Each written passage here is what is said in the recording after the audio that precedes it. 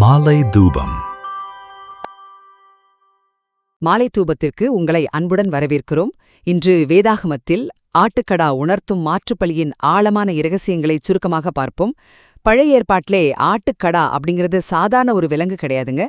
மரண தண்டனைக்குரிய ஒரு மனுஷனை விடுவிப்பதற்காக எந்த குற்றமும் இல்லாத ஒன்று தன் உயிரையே கொடுக்கும் மாற்றுப்பலி. அதற்கான மிக உயர்ந்த அடையாளமா அது இருக்கு. முதலாவதாக ஆதியாகமம் 22ல மோரியா மலையில நடந்த அந்த சம்பவத்தை கொஞ்சம் நினைத்து பாருங்களேன். ஈசாக்கு மரக்கட்டைகளை சுமந்து செல்கிறார், பலிபீடத்துல கட்டப்படுகிறார்.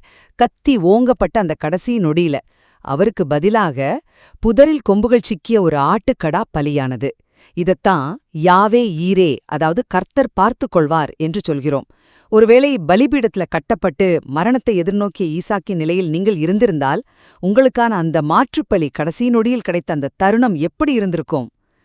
இரண்டாவதாக, இந்த மாற்றுப்பலியின் தத்துவம் ஈசாக்கோடு மட்டும் நின்றுவிடவில்லைங்க. யாத்ராகமம் 29ல பாத்தீங்கன்னா ஆட்டுக்கடாவின் இரத்தம் ஆரோனின் வலது காது மடல், வலது கை பெருவிரல், அப்புறம் வலது கால் பெருவிரல், இந்த 3 இடங்கள்ல பூசப்பட்டது. ஏன் இந்த 3 குறிப்பிட்ட உடல் உறுப்புகள் என்று எப்போதாவது யோசித்திருக்கிறீர்களா? ஆசாரியன் தேவனிடம் கேட்பது, அவன் செய்யும் ஊழியம், அவன் நடக்கும் பாதை, இது அனைத்தையுமே இந்த ஆட்டுக்கடாவின் இரத்தம் முழுமையாக பரிசுத்தப்படுத்துகிறது என்பதுதாங்க இதோட ஆழமான பொருள். இறுதியாக பழைய ஏற்பாட்டிலிருந்து நேரடியாக சிலுவைக்கு வருவோம்.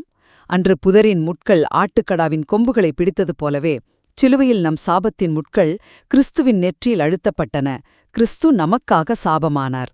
ஈசாக்கு மலையிலிருந்து பாதுகாப்பாக வீடு திரும்பினான். ஏனென்றால் அந்த ஆட்டுக்கடா வீடு திரும்பவில்லை.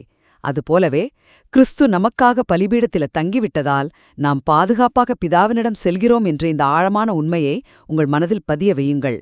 நம்முடைய மாற்று பலியான கிறிஸ்து நமக்காக பலிபீடத்தில் தங்கிவிட்டதால் இன்று நாம் விடுதலையோடு வாழுகிறோம்.